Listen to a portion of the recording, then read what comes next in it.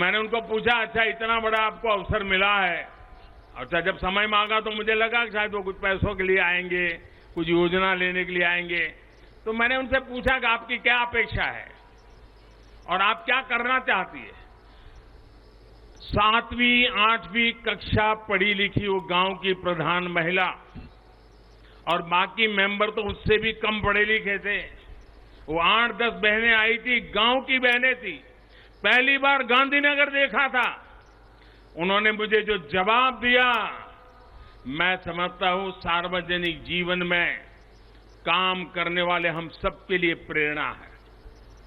उस बहन ने मुझे कहा कि मेरी एक इच्छा है, हमें 5 साल मिले हैं, हम 5 साल में ऐसा कुछ करना चाहते हैं कि हमारे गांव में एक भी व्यक्ति गरीब न रहे। आप कल्पना कर सकते हैं क्या दृष्टिकोण होगा उनका, और सच में ट्रांसफॉर्मेशन का कहां आधार होता है ये उनको मालूम था। ये सामर्थ्य और सोच हमारी माताओं बहनों के गांव में बैठी बहनों को भी होता है। साथियों, महिलाओं में सकारात्मक बदलाव की प्रवृत्ति और संसाधनों के बेहतर से बेहतर इस्तेमाल की दूरदर्शिता हमें हर जगह पे मिलती है। परिवार में तो डगर डगर पे नजर आता है। अभी कुछ दिन पहले मैं मध्य प्रदेश गया था, तो वहां शहडोल के पास एक आदिवासी गांव में गया, तो सभी आदिवासी बहनों को बुलाया था, लेकिन विशेषता यह थी कि उसमें 100 से ज्यादा लखपति दीदी आई थी, आदिवासी बेटियां लखपति दीदी। तो मैंने उनसे संवाद किया। एक बहन ने जो मुझे बताया वो वाकई हम सोच सकते हैं कि उनका सामर्थ्य कितना है। वो आदिवासी बेटी जो कहती है, मैं लखपति दीदी हूं, मैं आज विमेन सेल्फ हेल्प ग्रुप के द्वारा ये काम करके इतना इतना कमाती हूं। तो मैंने पूछा, इतना पैसा कमाने लगी तो करती क्या हो? एक आदिवासी महिला मुझे कह रही है, ये दिल्ली की महिलाओं के लिए भी आश्चर्य होगा। वो कहती है कि मेरे पति साइकिल पे जाते थे, काम करने के लिए, रोजगार ढूंढने के लिए साइकिल पे जाते थे।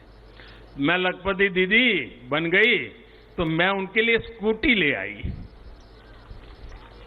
देखिए आत्मविश्वास। वो कह रही है मैं मेरे पति के लिए स्कूटी ले आई। फिर बोले मुझे पता चला कि मुझे बैंक से लोन मिल सकती है, तो मैंने सोचा कि मैं लोन से ट्रैक्टर ले लूं। बोले मैंने लोन से ट्रैक्टर लिया और मेरे पति को स्कूटी लेकर के मैंने उनको बदले में ट्रैक्टर दे दिया, और मेरे पति ट्रैक्टर लेकर के अगल बगल के गांव में खेती के लिए लोगों की सेवा के लिए जाते हैं और कमाई करते हैं। और बोले अब तो मेरी स्थिति है कि मैं कुछ ही महीनों में वो ट्रैक्टर की लोन भी वापस कर दूंगी। यानी एक मेरी आदिवासी बहन लखपति दीदी की क्या विजन होता है, कल्पना होती है। अभी 1-2 महीने पहले मैं उनसे बात करके आया। साथियों, मुझे कहना यही है कि नारी शक्ति मंदन अधिनियम देश के भाग्य को बदलने का काम करेगा, और उसके पीछे मेरा जो ये अनुभव है, इसके कारण मेरा विश्वास अनेक गुना बढ़ गया है।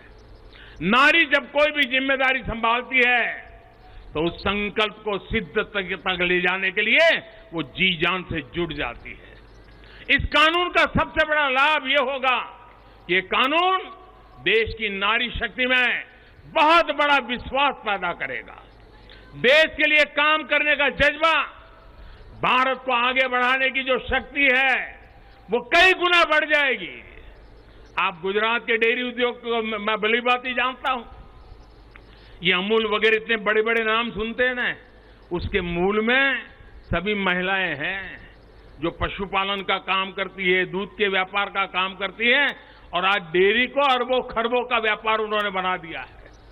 हम लोग लिज्जत पापड़ जानते हैं, आदिवासी महिलाओं ने शुरू किया हुआ प्रकल्प आज मल्टीनेशनल कंपनियों को टक्कर मारने वाला लिज्जत पापड़, ये हमारी नारी शक्ति का परिचय देता है।